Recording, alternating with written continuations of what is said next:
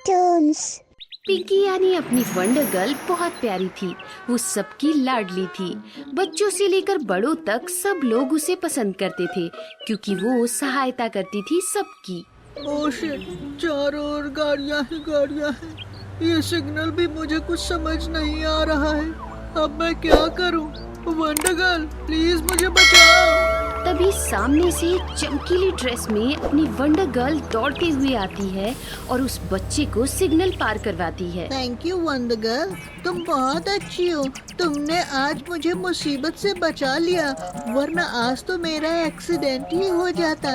मैं बहुत डर गया था। टेंशन मत लो, वंडर गर्ल हो साथ तो डरने की क्या बात। तभी अचानक वंडर गर्ल को कान में आवाज सुनाई देती है, अरे बचाओ, कोई मुझे बचाओ, मैं नदी में डूब रहा हूँ।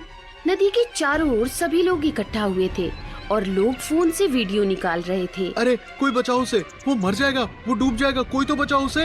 एक बच्चा नदी में डूब रहा था, लेकिन कोई भी उसे मदद करने के लिए आगे नहीं बढ़ रहा था। हर कोई डूबते हुए बच्चे को बचाने के लिए एक दूसरे से कह रहा था, लेकिन कोई उसे बचाने के लिए खुद नदी में नहीं जा रहा था।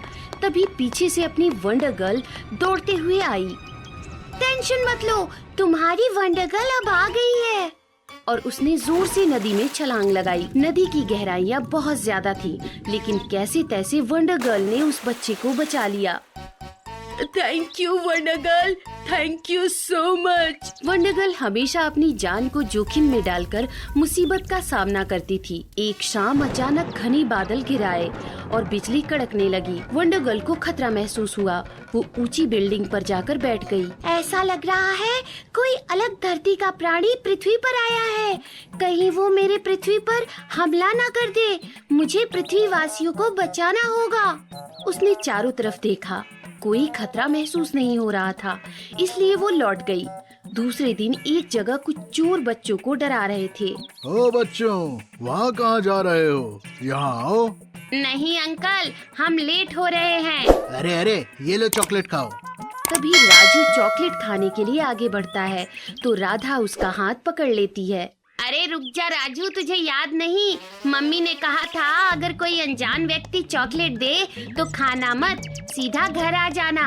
अरे लेकिन मुझे कैडबरी बहुत पसंद है।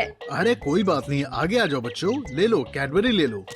जैसे जैसे राजू आगे बढ़ता है, वो सामने वाला आदमी उसका हाथ पकड़कर खींचने लगता है और दूसरा आदमी अपनी गाड़ी शुरू करता है। तभी राधा जोर से चिल्लाती है, अरे कोई बचाओ हमें, वंडर गर्ल प्लीज हमें बचाओ। वो दोनों आदमी राजू और राधा को किडनैप करने की कोशिश कर रहे थे।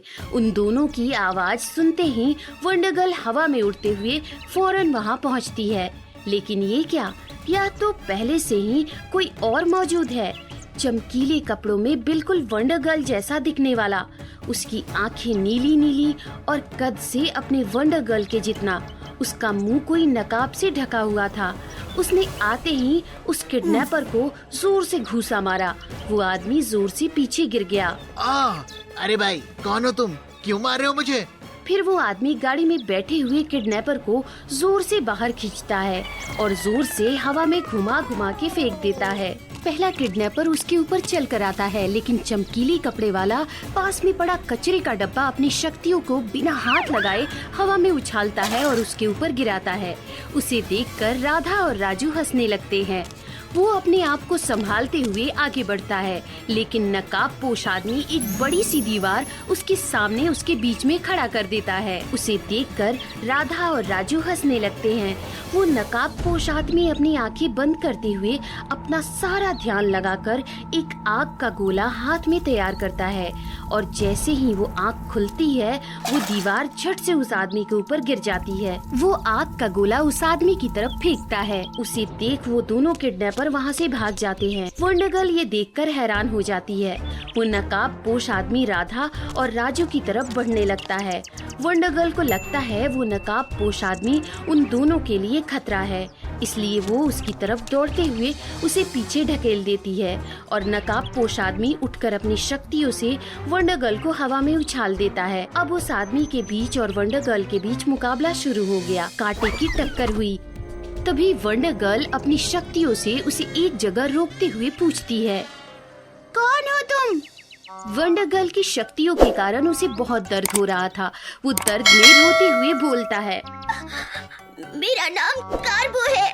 मैं ब्रह्मांड से आया हूँ। मुझे वंडर गर्ल से मिलना है और उसे ब्रह्मांड में लाई हुई शक्तियाँ देनी है।